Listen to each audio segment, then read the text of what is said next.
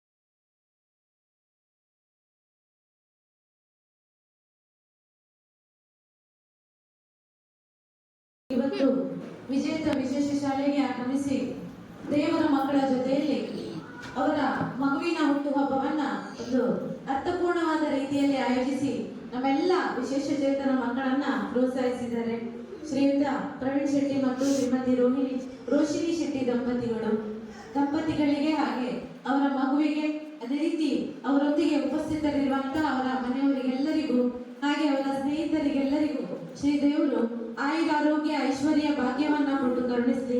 ಇವರೆಲ್ಲರ ಮುಂದಿನ ಭವಿಷ್ಯವು ಕೂಡ ಇನ್ನಷ್ಟು ಉಜ್ವಲವಾಗಲಿ ಅಂತೇಳಿ ನಾವೆಲ್ಲರೂ ಶ್ರೀದೇವರ ಹತ್ರ ಪ್ರಾರ್ಥನೆಯನ್ನ ಮಾಡುವ.